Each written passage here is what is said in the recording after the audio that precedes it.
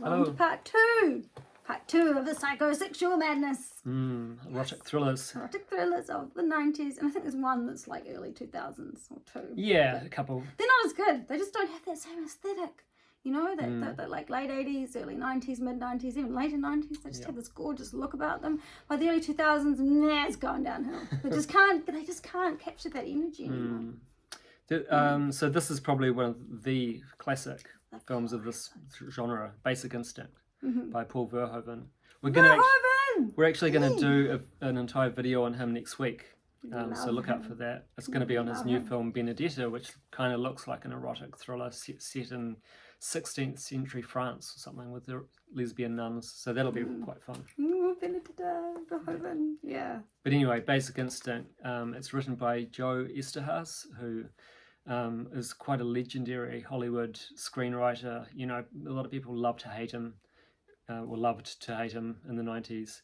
He used to say that he would blast the Rolling Stones while writing all of his scripts, and that's so kind of slimy, and the characters are all, you can tell they're him straight away. He wrote Showgirls as well. It's just so good. I don't care what anyone says. That's a great film. I love that film. I would give that a 10 out of 10. That's amazing. Yeah. People rag on it so hard, but they're just not getting it. They're not getting how We'll talk about that a bit next week. Yeah, these toxic, slimy, poisonous characters. They're just wonderful. I mean, it's great to see these sort of anti-hero, villainous, complex characters. He wrote Jagged Edge as well, which we're going to get to in a couple of minutes. And he also wrote a film called Betrayed, which is very good. It's sort of about a neo-Nazi that this woman falls in love with. She's investigating him, but he's just, how would you say it? His characters are very sensationalistic and very over the top. Very dramatic. Yeah, very melodramatic. Very melodramatic. Which is part of the fun. Basic Instinct is probably the best film that was ever made of one of his scripts, because Paul Verhoeven bring to it a very lurid, glorious, gorgeous. Yeah, it was very gorgeous, I thought, to look at. And great score by Jerry Goldsmith, who did Alien and Chinatown and some other great scores as well. And Michael Douglas, again, you were sort of saying, you know, he's cast as these leading men. He's not a hunk. No, he's not. And he was so much older than her in this film. Sharon Stone. It's quite embarrassing in a way, because, you know, there's a scene where they're at like a like a kind of a dance party rave, and he's wearing this this quite gross sort of V-neck. In fact, this looks a little bit how he was dressing in that scene, but he just looks so out of place. Like everyone else is so much younger than him. And, you know, it's all like, you know, Sharon Stone with her lady lover getting all naughty on the dance floor, and, you know, he's just sort of like, Yep. It's quite ridiculous. It's a bit like Showgirls, that scene. It is. Yep. I was a little let down by the ending. I kind of wanted, I don't know, I was just like, oh, you're just going to keep faking out. But it is a really fun film to watch. It is, and apparently, you know, this was a sort of early career performance by Sharon Stone. And she looks amazing. Yeah, she does. She's a beautiful woman. She does, but apparently her performance wasn't living up to her audition that she gave, and Paul Verhoeven had to spend more time sort of coaching her, you know, giving her support, because he believed in what she had presented herself with in the audition. But, you know, it just shows what prima donnas actors are. Michael Douglas got jealous that Paul Verhoeven spending more time with her than me. Exactly, and so they had to have, Douglas and Verhoeven had a very heated argument in Michael Douglas's trailer. And it was so heated that Paul Verhoeven broke a blood vessel in his nose, and blood started pouring everywhere. And when he walked out of the trailer, the cast and crew thought that they'd had a really bad fight, and like Michael Douglas had punched him in the face. So it's scandal. It is. What that? I've never been so mad that anything burst. So I cannot imagine how. Wow, Paul Verhoeven. They're just like children bickering over their parents' attention. You're getting more time with Dad than me. Yeah. That's quite amazing. That's quite silly. You wouldn't know that she wasn't living up to her potential because it's a fantastic performance. It's very good. It's got that whole, and if you're wondering, oh, well, what is that scene? The scene where she uncrosses her legs when she's getting interviewed at the police station is that big, one of those big moments. It's a very sort of iconic scene. And all the nude scenes in that film were their own bodies as well. They didn't use body doubles at all. No, Sharon Stone doesn't seem to be quite a very shy sort of person. No, she's quite brazen, really. which is perfect for the role. And there's lots of fake outs and stuff going on in that. So that is a real fun ride, a really fun ride. So I'd give it 4 out of 5 hearts. Yes, I'd give it 4 as well. Yeah, it gets an 8 out of 10. Verhoeven's just got a special way about him, though, doesn't he? He does, especially in Hollywood in the late 80s and 90s. I think he was on fire. I was so glad that when because I'd known Nick for a long time to be quite snobby about films, and I was sort of like, I'm a bit of a snob too, but I've always just loved Verhoeven, and I felt like that was kind of a bad thing. But then turns out Nick feels exactly the same way. So I would consider him high art, really. I know a lot of people look down at Showgirls, especially when it came out in the 90s, but I've always loved that film. I don't at all see it as a guilty pleasure. No. We'll be talking about that more next week anyway. Yeah. So more love for Verhoeven. 8 out of 10 hearts for Basic Instinct. Yep. Jagged Edge next which is another one that Joe Esterhaus wrote, featuring Jeff Bridges in a very against type sort of performance as a very you're supposed to kind of like him at first, I think, but we both had a very uneasy feeling in our stomach when we were. The first time I watched it, I was like, there's something off about Jeff Bridges. This isn't the Jeff Bridges I know. Yeah. So it's a very cool film to see Jeff Bridges play against his type and be kind of like, It's very unusual for him. It is, but he's very good at it. I love it. There was a movie also we watched with Tim Robbins where he played a bad guy. The one with the bomb squad. Oh, okay.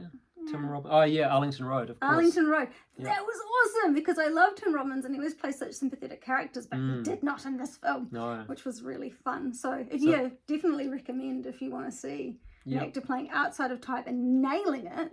And Glenn Close from Fatal Attraction was in this as well. I mean, there's going to be a lot of 6 degrees of separation with all these films. There's a lot of sort of overlap with actors and directors and writers and things like that. Cinematographers and also the music. All overlapping. Definitely. They're kind of like a little group of people. True. Sort of all this film was scored by John Barry, who also scored Body Heat and Indecent Proposal. So he was one of these erotic thrillers. Soundtrack guys. It's a lesser known film, but it's still really worth the watch, I think. It's very good. It's got a great performance by Robert Loggia, who played Mr. Eddie in David Lynch's Lost Highway, who was going to possibly play Frank in Blue Velvet as well. But obviously it's great that he didn't. It was Dennis Hopper gave such a good performance. Iconic, yeah. But Robert was nominated for an Academy Award for this Jagged Edge performance, and it's pretty good. It's pretty memorable, actually. He sort of plays like an alcoholic ex-cop, which is a very cliched sort of character, but he brings something very sort of raw to it.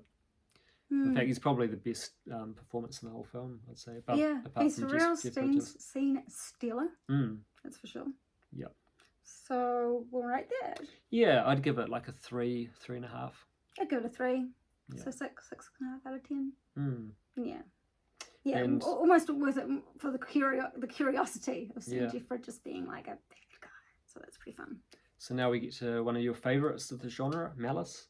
I loved Malice. How had I not heard about Malice? What a great film. So many genuine twists and turns. And then we've got talking about Lost Highway, we've got Bill Pullman, wasn't it? He was I love Bill Pullman. He doesn't do as many. I just struggle to find good films that he's been in, even though I think he's fantastic. Yeah, he is. He's so He's an unusual actor. He's not I guess he's not like a leading man kind of. See, I think he should. I think he is, but I'm just saying producers probably don't look at him. That's so weird how people they didn't think that Jeff Goldblum would be a good leading man in The Fly, so he's a very weird leading man, but it's great. Can you imagine anyone else being him? No. Yeah. So and Alec Baldwin, we've got to mention Alec Baldwin. Damn. all the shit that's happening at the moment with we shouldn't really laugh because it's real. He shot a woman and killed her. and then also, to this really self-pitying interview where he kind of God. cried about how he was feeling about it and didn't really seem to care at all about the he's a woman very in the family. narcissistic person. Boy, he is a really. nasty piece of work. It made him look far more guilty than he could have ever Yeah, been they're speculated on. currently trying to get it, taking it to trial. So it'll be quite interesting to see what happens. But he's already like working on his next film, and he Really? I know, and it's I think it's maybe even a western. And he said that he's never going to work with weapons ever again, and it's a western with guns. So Next minute.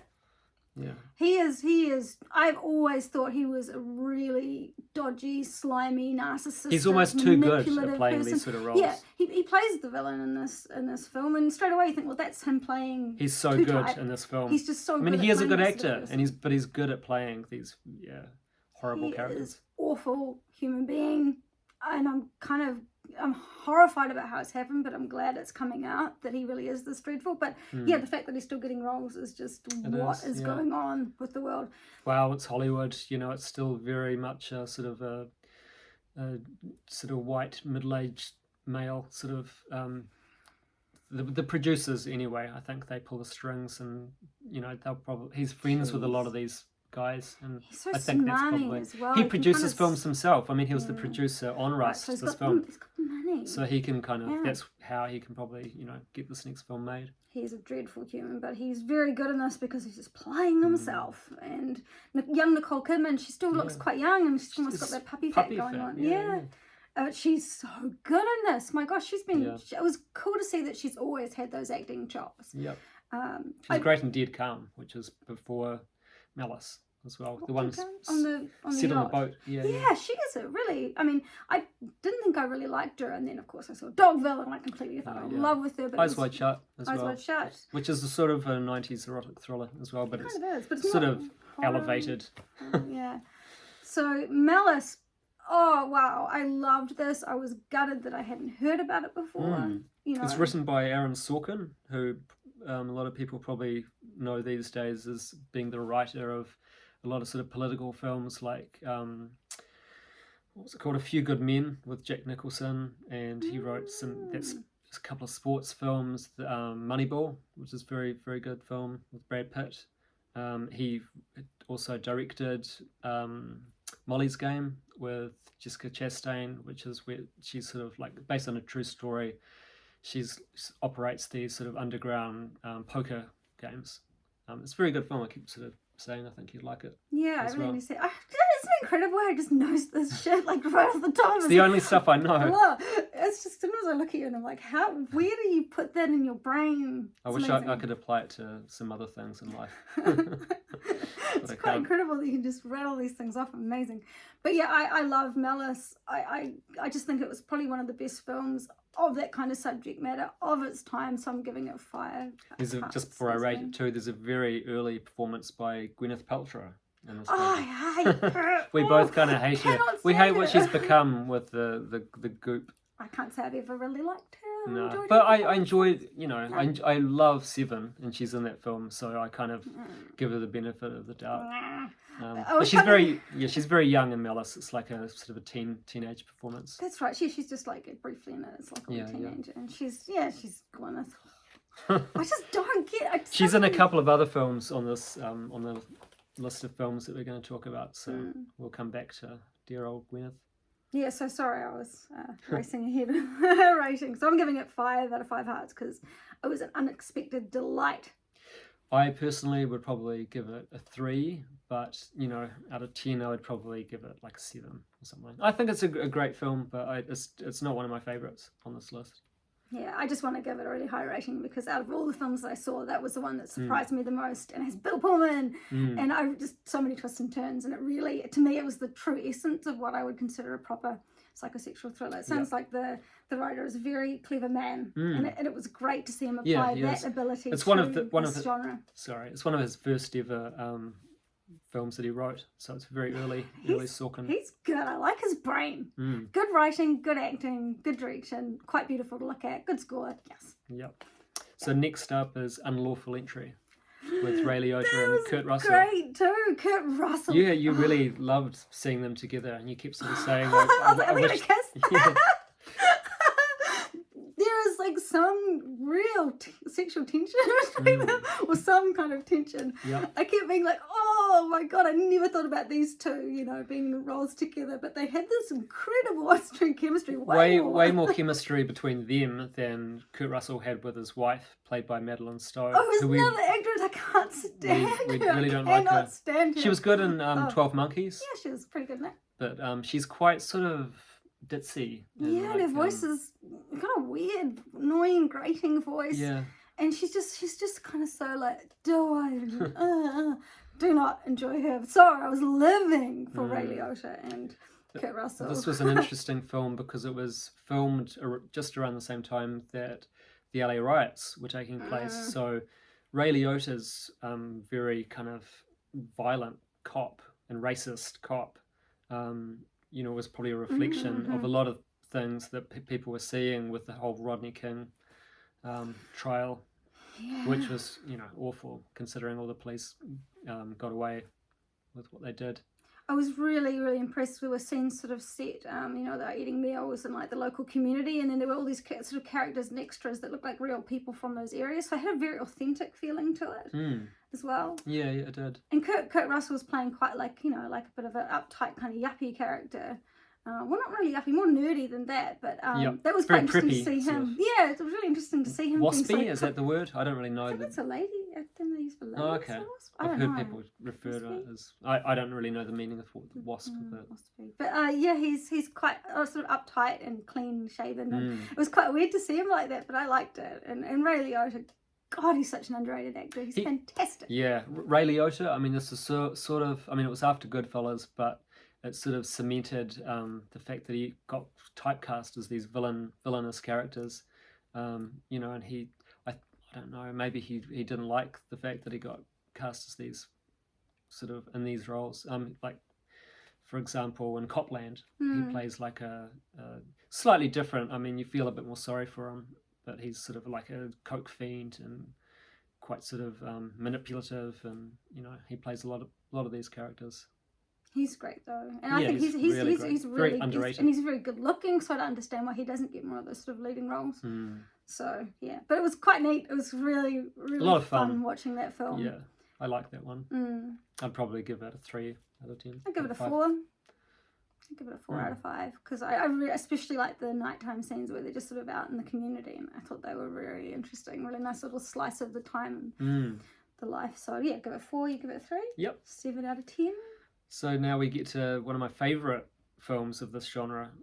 It's really, I mean, before you see that I was saying elevated, I just hate that fucking term. But this film for me is sort of an, you know, elevated film of this genre, Internal Affairs, directed by Mike Figgis. It sort of gets better with each viewing. I really liked it the first time I saw it, but it's like I really love it now that I've seen it probably at least 5 times. And it's, Andy Garcia and Richard Gere are the 2 main actors, and they apparently hated each other during the film. Feel that. Wow, it's like every scene they have where they confront each other. They're like pit bulls. Yeah, they really seem to absolutely despise each other, which creates this amazing on-screen effect. I think Mike Figgis probably, you know, enticed them to sort of be as raw as possible. Like it's quite melodramatic the way. I don't know if you saw the end of I didn't see the end, but I was really enjoying it. And it's got this really sad scene where like he betrays his partner. And it's spoilers, but it's one of the best murder scenes by, you know, a friend killing his friend ever. It's, boy, Richard Gere, I never thought he could play such a villainous, awful character, but he's actually really good at it. He's great, and it's his favourite role that he ever performed. So, there you go. So he can definitely take a role that's got a bit more chops, a bit more grit, a bit more grime. He was so good. Because he's such a smooth, charismatic, and kind of like seems like a very nice guy. He's Buddhist in real life. He has a very good presence. So yeah, for him to turn that charisma into like more of a, you know, a psychopath, it actually works very nicely. Yeah. It was a great film. I'm really looking forward to finishing that one. Yeah, that's very good. Mike Figgis, the director, I think is quite an underrated director as well. He's British, and he did a film called Stormy Monday with Melanie Griffith, and he did Leaving Las Vegas, Oh wow, yeah, he's he gets king these of grit. That's some very intense performances. gosh, yeah. He's a jazz musician as well, and he scores all his films. So he scored this film. I think he plays trumpet and keyboard as well. But it's, you know, he's an interesting guy. Yeah. A very good brain beautiful on him. score, a bit like Twin Peaks or something. That kind of you know, jazz.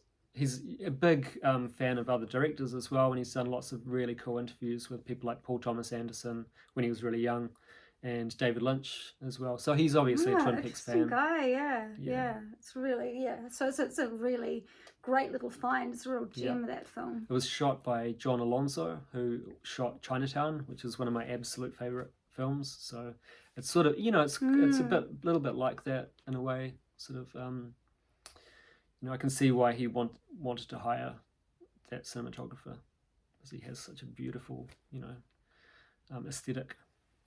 So you probably give that, what, 5 out of 5? Yeah, like 4.5 or something. Yeah, I'm definitely give it a 4. I mean, I'm sure that I will really enjoy the conclusion, because I was really enjoying what I saw of it. Yeah, Andy Garcia and Richard Gere having a scrap. Oh wow, you know, it's so good. So that's a really delightful film. Definitely hasn't really aged at all. Still seems very relevant. It's a fantastic film. And there's a Baldwin brother in that film as well. I think it's William Baldwin. Yeah, one of the dumb ones. He's the one that gets killed. Ugh. Spoiler. So it's about a 9 out of 10. Yeah. 8, 9. Yeah. Yep. And next up is Shattered. Another one I think you fell asleep during. But but I don't think you missed much. I don't. It's not one of the best films of the genre. I mean, it's good, but it's it's kind of like a second-rate Hitchcock film. And it's William Friedkin, isn't it? No, it's Wolfgang Petersen. Wolfgang Petersen, right? So he did The Never-Ending Story and Enemy Mine, which is, I love those films. Those films are fantastic.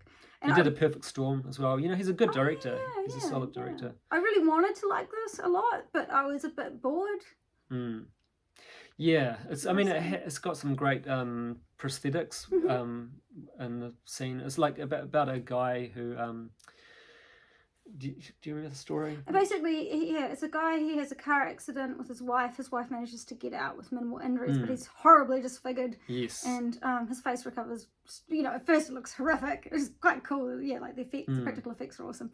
But he recovers really, really quickly, and he's just got a couple of cute little minimal scars. It's like totally unrealistic. Yeah. But he kind of can't deal with what he looks like now. He's having this sort of disconnection between himself and who he really is, and then he starts having these weird sort of flashbacks. And there's a mystery with his wife and with someone he might have had an affair with. I mean, it's an entertaining thriller. Yeah, it's based on a novel called The Plastic Nightmare, which was written in 1969, and I compared it to Hitchcock, and Hitch could have definitely have directed this film and done it, you know, done it justice. It's got a very Hitchcockian vibe to it for sure, and even like it looks a little bit like it. It's got some great cinematography, but yeah, it just didn't really engage me like I would have hoped.